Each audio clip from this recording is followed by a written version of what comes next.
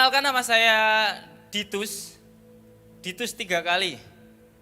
Ditus ini kalau kamu baru goreng sesuatu terus, nah itu saya. Berarti saya ada di rumahmu masing-masing. Waduh, jangan dong, garing. Nah, hari ini kita mau belajar sesuatu. Saya sudah membawa banyak alat, tapi mejanya ternyata kecil. Saya pikir mejanya gede. Ternyata kecil. Oke, di sini ada beberapa, kita mau eksperimen. Kok eksperimen? Eksperimen kan pengalaman. Oke, ini ada gelas berisi. Oh, kalian tahu kalau ini kerikil? Oh, kelihatan ya? Bisa di zoom muka saya? Maksudnya ini di zoom. Ini adalah kerikil. Iya, kan biar kebule-bulean begitu. Oke. Ya, saya tahu kalian belum mandi tuh. Kalian belum mandi, puji-pujian angkat tangan lebar-lebar. Aduh. Top lah. Tidak apa-apa, saya juga. Oke, kita 1000 sekian belum mandi semua. Perengus, oke, tidak apa-apa. Tidak apa-apa, tidak apa-apa. Tidak apa-apa. Oke, gelas yang kedua ada. Oh, ketahuan juga. Ini bukan pasir, ini tanah, tapi ada pasirnya. Jadi ini pasir tanah. Ada 2 yang saya siapkan. Terus kemudian di sini ada gelas kosong. Saya menyiapkan 1 aja. Oke. Sebenarnya kita mau ngapain sebenarnya? Ini isinya cacing. Mancing. Nah. Ini tanah aja tapi cacingnya belum ada. Nanti tak kasih. Lewat apa? Nggak tahu. Apa sih? Saya ini jadi bingung. Kalau ini tak masukin ke sini, kalian tahu nggak? Nggak kelihatan? Kelihatan? Oke, kelihatan. Oh, berarti saya bisa sulapan ya? Oke. Ini mimbar ini nanti agak basah sedikit, enggak apa-apa ya? Saya izinnya sama siapa? Oh, yang punya gereja. Oh, maaf. Maaf ya. Oh, yang punya gereja semua. Kayaknya butuh mimbar 1 lagi deh. Buat ini eman-eman banget. Ini saya tahu usianya berapa. Kenapa? Karena ini Alkitab pernikahan saya.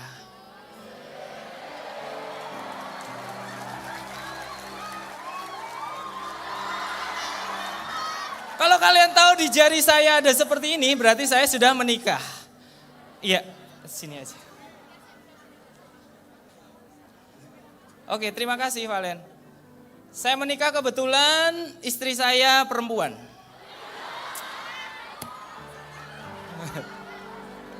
Bukan kebetulan ya, kalau di dalam Tuhan tidak ada yang kebetulan. Oke.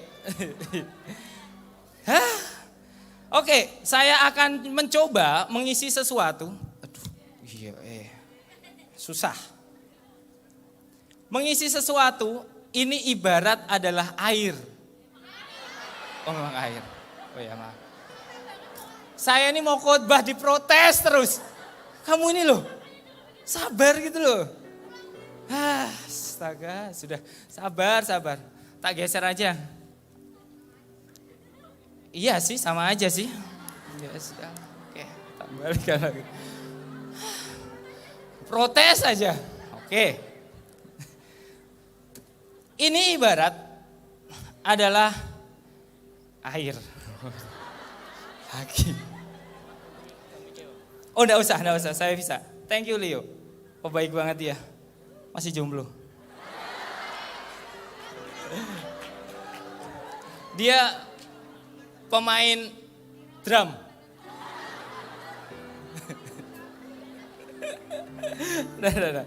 Nah, teman-teman, ada sesuatu yang menarik sebelum saya mempraktekkan ini.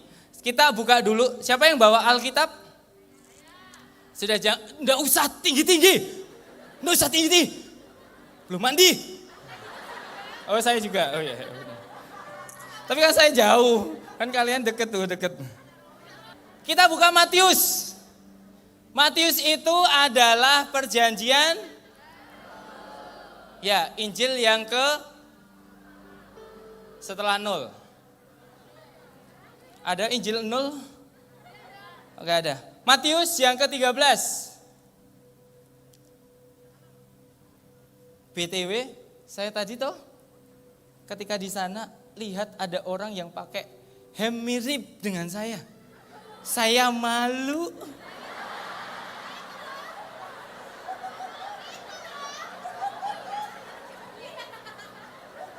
Banyak banget.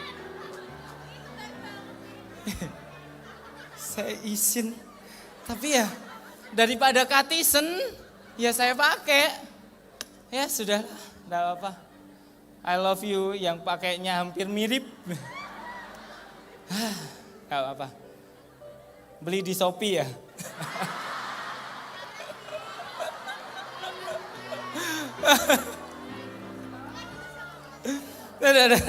Oke, yuk. Matius 13. Ayat yang ke-13. Saya bacakan ayat 13.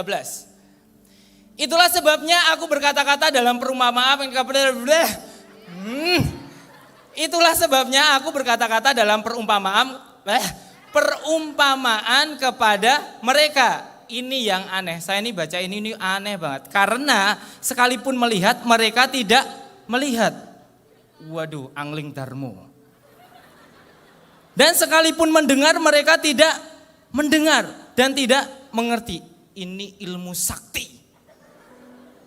Saya tadi di green room ada ngobrol dengan salah satu bapak pendeta. Saya sebutkan ayat ini, beliau ngomong, ini ilmu sakti dari Alkitab mencatat bahwa melihat tapi tidak melihat. Waduh, kok iso? Kok bisa? Alkitabmu salah enggak? Tapi kata-katanya sama. Aneh kan? Mendengar tapi tidak mendengar, kok iso? Melihat tapi tidak melihat.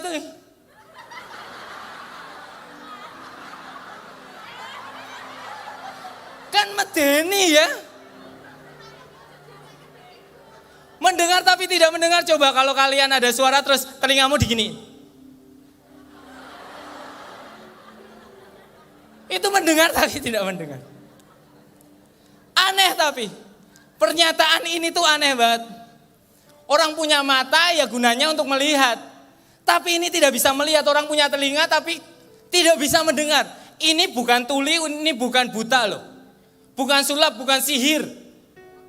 Tapi Alkitab mencatat orang yang melihat tapi tidak bisa melihat, kok bisa? Nah ini saya baru praktek.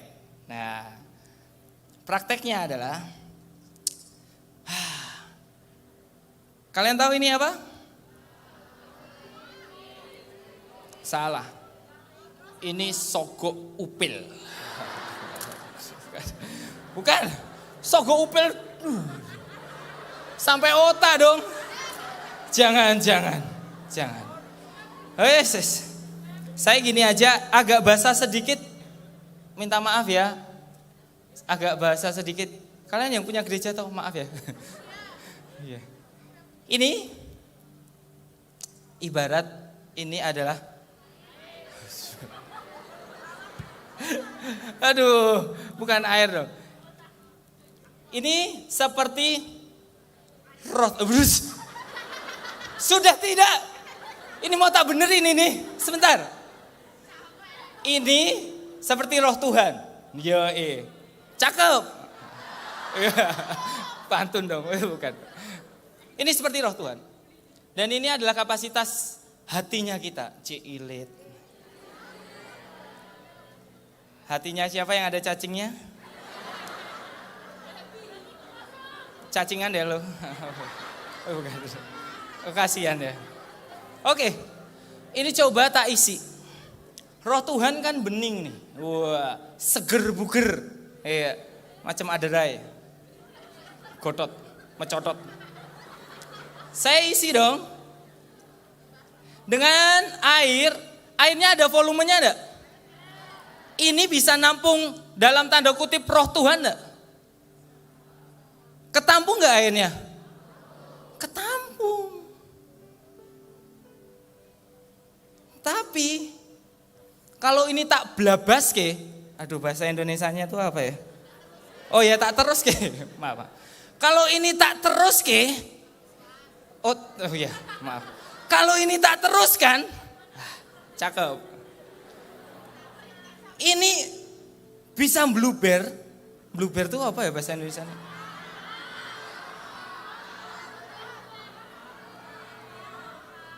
Dia tumpah. Padahal yang diisi adalah roh Tuhan. Tapi, aduh.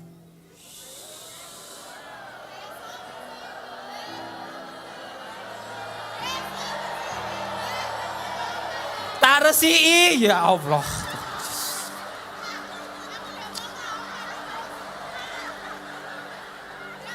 Tarsi, ki, resi. Sabar. Ya, saya mau khotbah loh. Roh Tuhannya tidak ada masalah. Tapi wadahnya yang bermasalah. Engkau tidak bisa mengalirkan roh Tuhan kalau tidak sampai meluber, kalau engkau tidak penuh dengan roh Tuhan. Engkau mau ngasih ke orang yang engkau akan kekurangan terus. Roh Tuhan bisa dikasih ketika engkau itu sudah penuh. Tapi wadah yang pertama isinya tanah. Ini roh Tuhan penuh memang, airnya meluber. Tapi apakah ini bisa disalurkan ke orang? Bisa sih. Tapi isinya tembelek.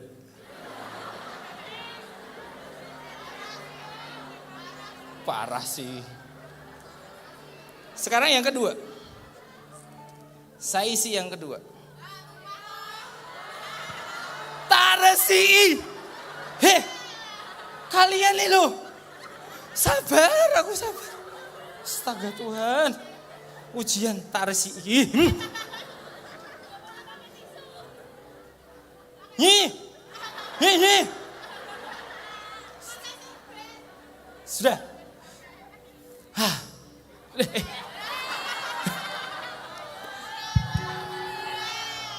Sudah.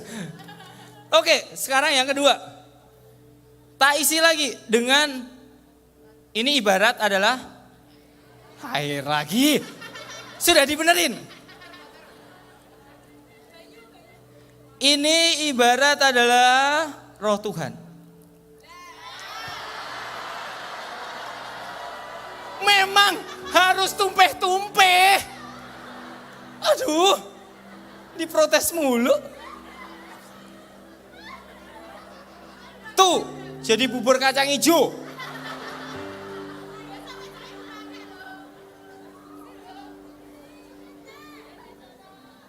Sebentar, tak lapi. Kira diprotes. Oke, sudah. Kalau wadah kita kotor, yang keluar bukan sesuatu yang baik. Padahal sumbernya sesuatu yang baik. Banyak di antara kita anak-anak Tuhan tidak siap dengan lawatan. Kenapa? Kotor bro, sis, lur, besti, ayang.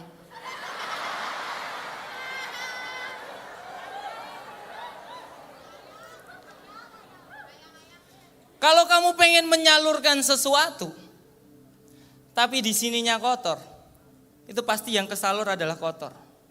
Maaf ya, mimbar seringkali jadi tempat paling kotor di gereja. Kenapa? Orang-orang yang ada di sini isinya kepahitan, medok, mendem, waduh, main, judi.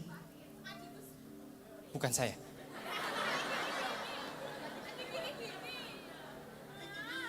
Tapi seringkali orang yang ada di sini adalah orang yang seharusnya menyalurkan sesuatu yang baik.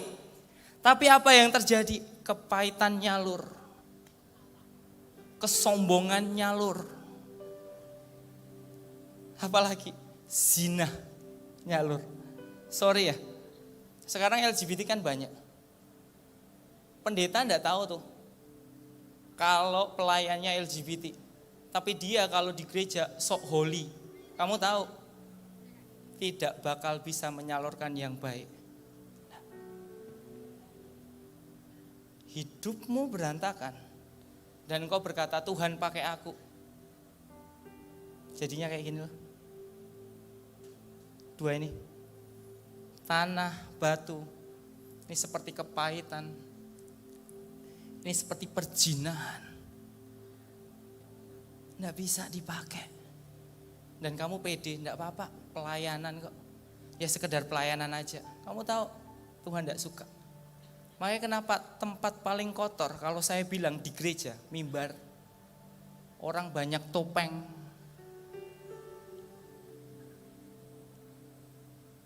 Yang di sini nih bukan berarti yang paling hebat. Pencapaian dari pelayananmu bukan berada di atas mimbar. No. Bahkan ketika engkau berdoa sendirian di kamar dan tidak ada orang yang ngerti. Dan Tuhan saja yang ngerti. Tuhan lebih berkenan itu daripada engkau di sini. Tapi dengan kondisi yang seperti ini.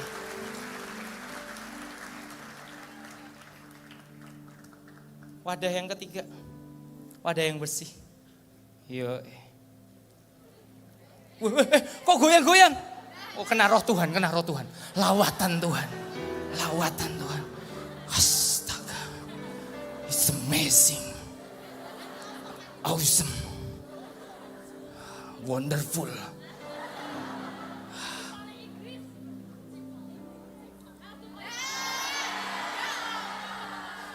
Memang sengaja. Tak resii. Ya ampun. Ih. Tak resii. Ih. Sudah. Kalau wadahmu yang bersih, maka yang tersalur sesuatu yang bersih. Kalau engkau melayani, tapi kondisimu kosong, tidak ada yang kau beri. Tapi engkau harus full dengan roh Tuhan. Kenapa? Karena tidak dengan kekuatan kita, tapi hanya karena roh Tuhan saja. Tapi apakah bisa bercampur yang kotor dengan yang kudus? Tidak bisa. Banyak orang pede banget pelayanan, tapi jinah masih jalan tuh. Banyak banget orang yang pelayanan di mimbar musik, WL singer, tapi LGBT jalan tuh. Kau pikir Tuhan disukakan? Nah, sama sekali tidak. Tapi berapa banyak yang sebenarnya sedang menipu banyak orang. Engkau pakai topeng, engkau pakai jubah rohani. Kalau engkau di mimbar, engkau haleluyanya paling kencang. Haleluya! Haleluya!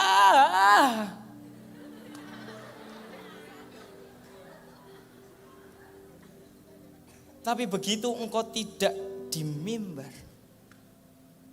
engkau berantakan sekali. Itu kenapa Alkitab berkata, yang melihat tapi tidak melihat, yang mendengar tapi tidak mendengar. Kenapa? Bermasalah. Saya baca ayat yang ke-14. Ini loh sebabnya. Maka pada mereka, ayat 14, genaplah nubuatan Yesaya yang berbunyi. Ternyata sudah ribuan tahun yang lalu dinubuatkan. Kamu akan mendengar dan mendengar namun tidak mengerti. Kamu akan melihat dan melihat namun tidak menanggap. 15. Sebab hati bangsa ini telah menebal. Kemudian apa yang dikatakan Alkitab? Dan telinganya berat mendengar. Dan matanya melekat tertutup, supaya jangan mereka melihat dengan matanya dan mendengar dengan telinganya dan mengerti dengan hatinya, lalu berbalik sehingga aku menyembuhkan mereka. Teman-teman, kalau pengen ayat ini terjadi, kesembuhan, pemulihan, maka mata harus melihat, maka telinga harus mendengar, maka hati harus percaya. Tapi apa yang terjadi? Orang melihat hal besar, dia tidak menanggap. Dia menyepelekan.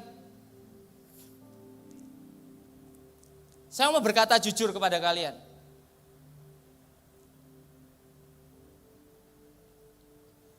Ada banyak di antara kalian yang akhirnya sebenarnya tidak mendaftar acara ini.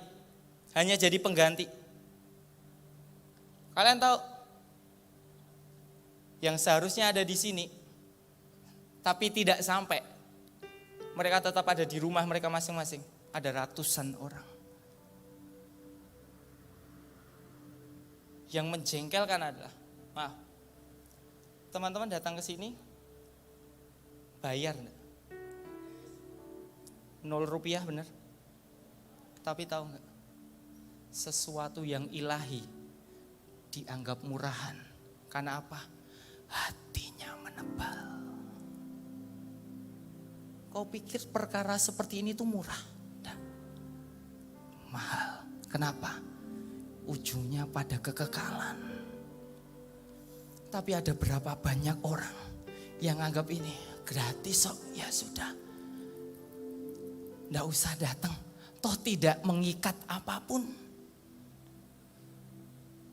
Toh tidak ada kerugianku kalau aku nggak datang. Konyol. Sebab sudah menebal. Ini perkara ilahi. Tapi ada seberapa banyak di antara kita yang memandang ini murahan. Orang berkhotbah hanya ya sudah tinggal mainan handphone. Orang ada pujian penyembahan ya sudah tinggal tidur. Matamu melihat ketika ada praise and worship, ketika ada altar call yang ada disajikan yang ilahi. Tapi engkau memandangnya murahan, apa sih seperti ini? Ketika engkau mendengar ada lawatan di sana dan engkau berkata, no aku enggak mau repot-repot. Hati menebal, kotor. Ada berapa banyak orang yang datang di tempat ini? Yang kau inginkan hidupmu ada perubahan, ada berapa banyak? Serius. Serius. Oke, terima kasih, turunkan tangan. Teman-teman, kalau engkau pengen ada perubahan, berarti engkau dari rumah sudah punya ekspektasi yang besar untuk ketemu dengan Tuhan. Sebab hanya ketemu dengan Tuhan, maka engkau ini akan diubahkan. Bukan ketemu dengan pendeta siapapun yang khotbah siapapun, tidak peduli. Di acara ini tidak menjual pembicara siapapun. Kalau engkau datang di tempat ini dengan keinginan engkau mau berubah, ini waktunya. Buat matamu melihat, buat telingamu tidak berat mendengar, buat hatimu bisa percaya. Tapi ada seberapa banyak orang sih yang memang benar-benar menginginkan ini? Apa cuma ikut-ikutan? Bisa jadi.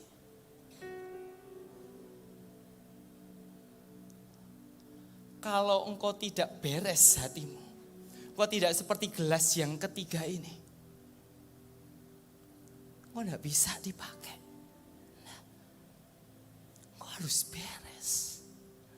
Engkau inginkan perubahan dalam hidupmu, tapi engkau ketika Tuhan berkata lepaskan semua akar pahit yang ada di hatimu, lepaskan, tapi engkau genggam seperti ini. Apakah bisa? No. Ketika engkau berkata aku pengen hidupku berubah,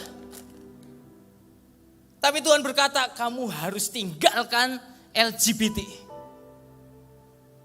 Tapi kau berkata, tapi yang ini susah. Apakah bisa? Tidak. Engkau mulai tawar-menawar dengan Tuhan, tapi aku LGBT, aku pelayanan loh Tuhan.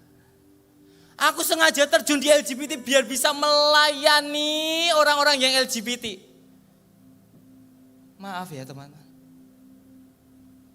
Buat saya itu, bahasa saya nih, macan.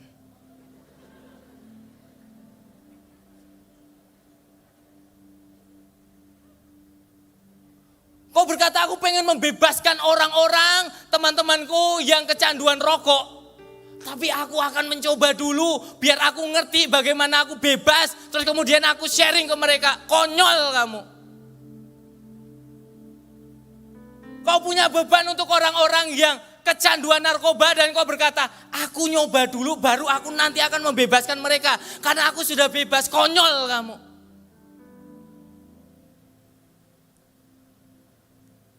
Tahu dosa, tapi sengaja melakukan. Benar enggak? Banyak kan? Dan pelayanan lagi. Orang-orang yang lain enggak tahu. Kau pacaran sembunyi, diem-diem. Dan apa yang kau lakukan? Zina. Mau sampai kapan? Engkau bukan sedang membohongi orang lain. Engkau sedang membohongi Tuhan. Engkau pakai topeng rohani. Buat apa? Buat apa? Biar terlihat wah di depan orang. Buat apa? Kalau engkau pengen adanya kesembuhan, pemulihan dalam hidupmu, maka apa yang Tuhan sedang sodorkan sesuatu yang ilahi, tangkap dengan kuat. Jangan keraskan hati. Hati yang menebal nih loh. Seperti ini, tidak bisa dipakai, tidak bisa. Mau sampai kapan? Engkau masih sembunyikan itu. Sampai kapan? Dan kau menganggap fine, tidak apa-apa kok. Aku tetap diurapi, konyol ya. Aku tetap dipakai kok sama pendetaku. Aku tetap dijadwalkan kok. Kalau pendetanya Tuhan Yesus, hancurlah kita. Sayangnya, engkau bisa membohongi pendetamu, tapi engkau tidak bisa membohongi surga. Apa yang tersembunyi ketika Tuhan mau pakai, kotor.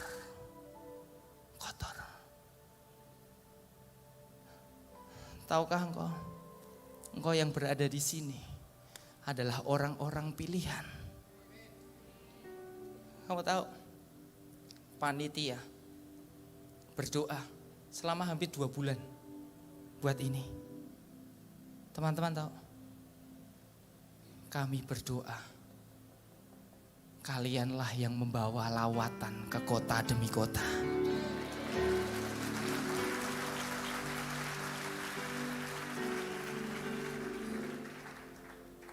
Kita punya ekspektasi yang besar terhadap acara ini. Kenapa? Karena ini masanya anak-anak muda untuk dipakai. Mungkin orang lain tidak kenal sama engkau. Engkau tidak terkenal, viewermu sedikit, followermu sedikit. Tapi engkau dipilih oleh surga untuk membawa lawatan kemanapun kau pergi. Kalau engkau pergi kemanapun, ke gereja, ke pelayanan apapun, ada lawatan Tuhan menyambar. Tahukah engkau ini orang yang dipilih, tapi sayangnya kalau wadahmu kotor, Tuhan tidak bisa pakai. Hanya yang wadahnya bersih, Tuhan bisa pakai. Tapi seberapa banyak di antara kita yang menutupi yang kotor ini dengan jubah-jubah pelayanan kita. Seolah-olah tidak terjadi apapun. Tapi dalamnya busuk. Kau mau berkata tentang kekudusan tapi hidupmu gak kudus, sama saja bohong. Kau mau berkata tentang pemulihan, hidupmu saja penuh kepahitan, sama saja bohong.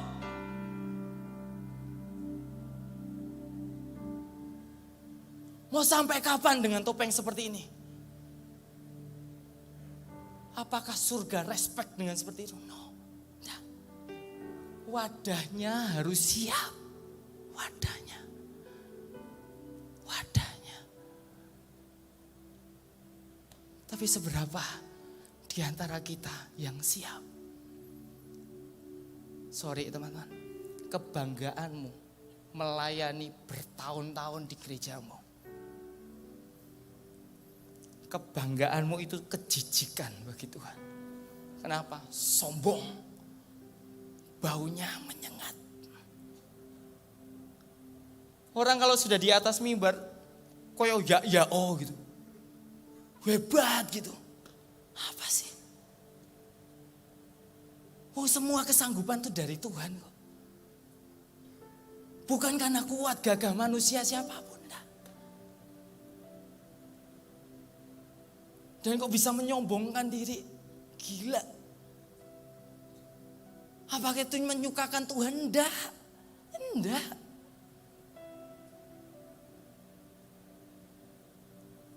Banyak di antara kita yang menyembunyikan dosa. Ditutup rapat-rapat, dikasih kotak, dikunci, taruh hati. Kalau ada orang yang membahas tentang ini, dia mundur. Jangan bahas ini rahasiaku. Banyak dosa yang tidak orang lain tahu. Hanya kamu yang tahu dan Tuhan. Tapi engkau sembunyikan, seolah-olah baik. Aku orang baik. Aku orang pelayanan. Aku ketua dari youth. Buat apa? Hah? Menipu diri sendiri. Buat apa? Apakah engkau nyaman dengan areamu itu? Enggak kan sebenarnya. Capek kan? Menyembunyikan dosa yang telah bertahun-tahun, capek kan? Tapi engkau gak pernah mau ngaku. Kalau dibahas tentang perjinahan, berkata jangan bahas ini ya, please. Kalau dibahas tentang hati Bapak, please jangan ini deh. Nah, enggak respect aku. Kenapa? Sininya loh, kotor. Bahas tentang kekudusan, ini lagi kekudusan. Janganlah. Bahas yang enak-enak aja, berkat, kelimpahan, gitu-gitu aja. Tapi tahukah engkau, wadah yang kotor, keluarnya juga pahit, keluarnya kotor, tidak bisa dinikmati. Tapi butuh yang seperti ini. Saya mau supaya kita semuanya jujur di hadapan Tuhan. Siapa yang mau terjadi penyembuhan, pemulihan dalam hidupmu? Siapa yang mau? Kalau engkau memang mau, engkau harus buka mata, buka telinga, buka hati. Untuk apa? Disembuhkan. Sudah cukup. Sandiwaramu cukup. Drama cukup. Semua yang engkau simpan, membohongi orang lain cukup. Hari ini, kalau engkau menginginkan ada perubahan dalam hidupmu, izinkan Tuhan mengkorek setiap semuanya yang tersembunyi.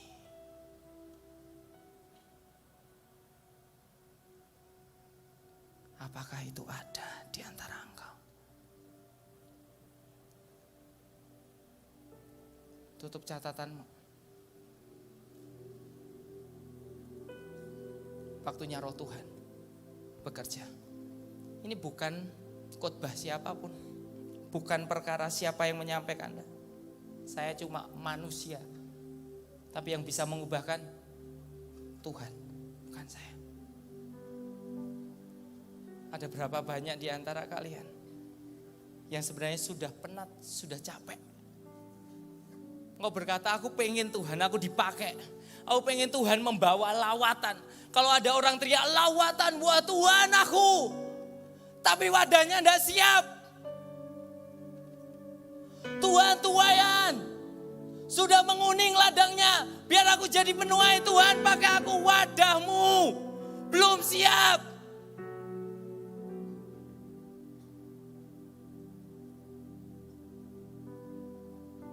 Teman-teman, ini waktunya kita. Ini jatahnya kita. Kalau kita nunggu hamba-hamba Tuhan yang besar untuk menyelesaikan, untuk menuai jiwa-jiwa, terlalu lama. Harus dibangkitkan satu generasi yang tidak dikenal sama orang, yang tidak punya nama. Harus dibangkitkan generasi yang tanpa wajah, faceless generation. Yaitu siapa? Saya dan teman-teman semuanya.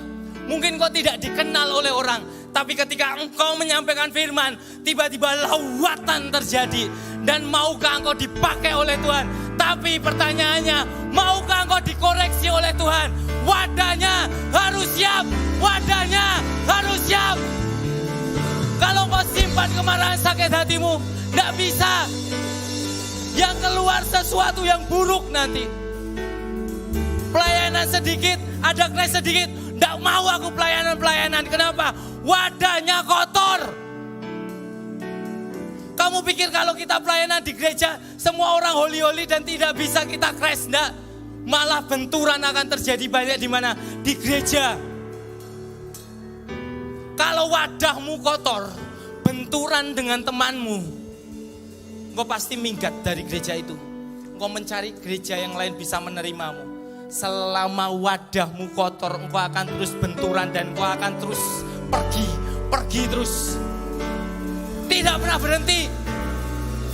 Engkau harus bereskan benturan apapun, sakit apapun, engkau akan tetap stay. Sebab engkau tahu panggilanmu di mana. Engkau tahu apa yang jadi callingmu kuat di mana. Seberapa banyak engkau yang mau dikoreksi hatinya. Setiap apapun yang engkau taruh di hatimu, tidak boleh ada orang yang ngerti, engkau sembunyikan.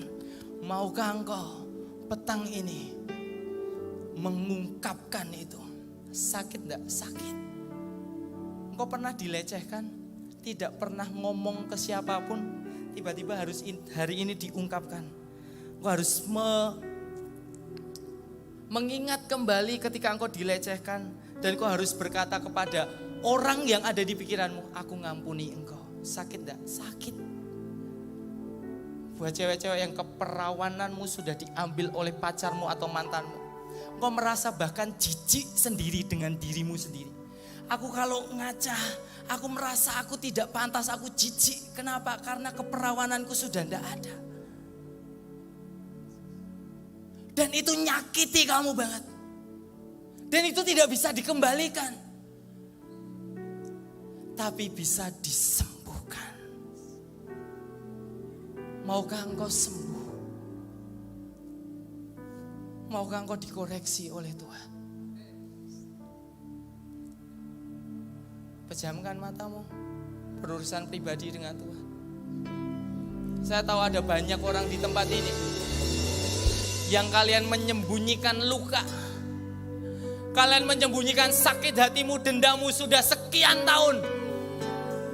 Tidak ada orang yang tahu. Orang taunya kamu adalah orang yang baik.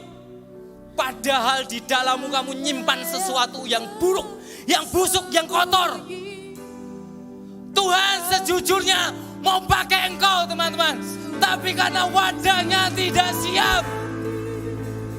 Wadahmu terlalu kotor. Tapi maukah engkau petang hari ini kau dipulihkan, disembuhkan oleh Tuhan?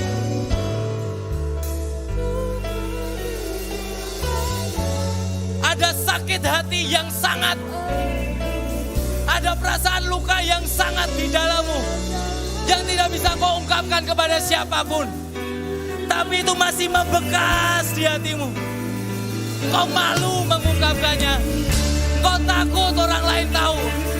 Tapi maukah engkau, kalau engkau merasa engkau adalah orang yang dipakai oleh Tuhan, dipilih oleh Tuhan, biarkan petang hari ini Tuhan siapkan wadahnya.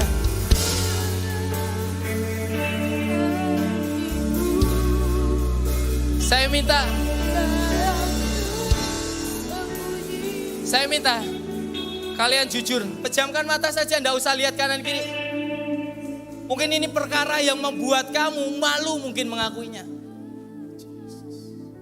Tapi kalau ada di tempat ini, teman-teman, yang engkau dalam dirimu engkau punya kepahitan, engkau punya luka yang dalam sekali dan tidak ada orang yang ngerti. Engkau simpan itu bertahun-tahun karena engkau menganggap ini adalah aibmu. Tapi engkau pengen sembuh dari itu. Kalau itu orangnya, bangkit berdiri di tempatmu masing-masing. Tidak usah lihat kanan kiri. Jujur, kalau engkau mau dipakai sama Tuhan, engkau harus bersih. Engkau harus bersih. Ada trauma tertentu yang engkau kalau diungkapkan, kalau engkau cerita, engkau malu. Engkau tidak berani cerita kepada siapapun. Karena ini terlalu memalukan. Ini aib dalam hidupku.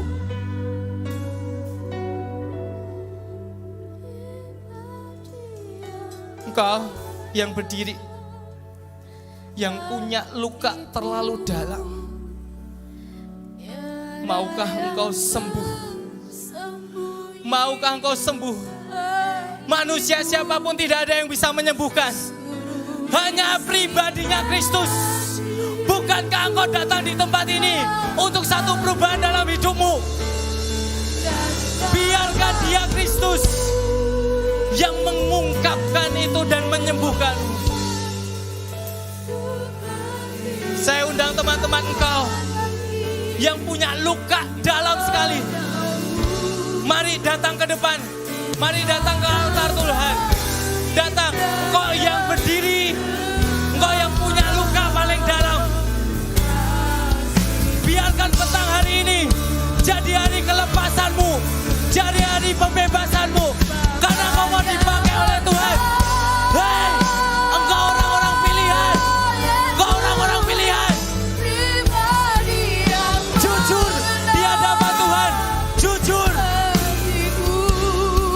Jujur di hadapan Tuhan.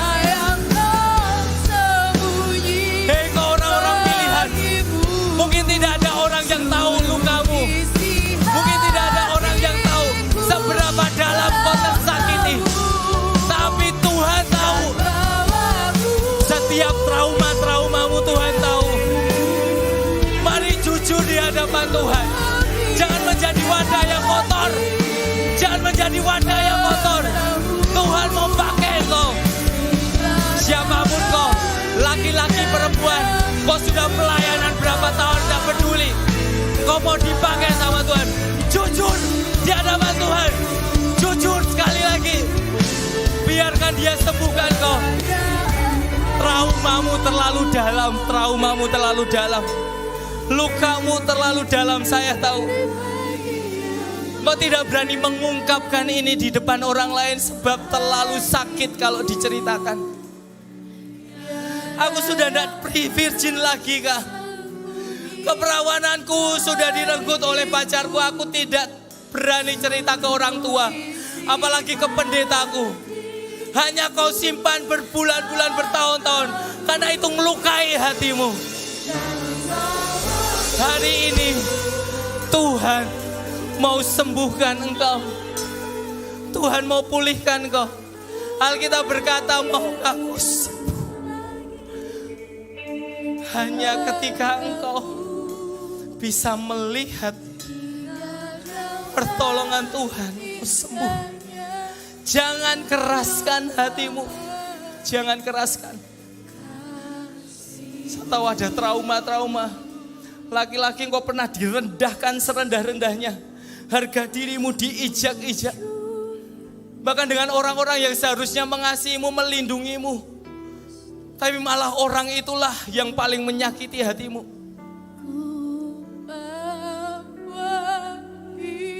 Mari jujur di hadapan Tuhan.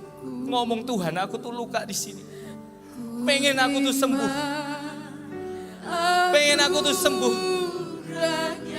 Tapi bagaimana? Datang ke Tuhan. Sujud di altar Tuhan. Sujud, akui dosamu di hadapan Tuhan. Maka dia Tuhan yang setia dan adil. Dia yang akan ngampuni engkau. dosamu. Seberapapun lama engkau sudah terikat dalam dosa, Dia sanggup melepaskan engkau. Dia sanggup menyembuhkan engkau. Come on.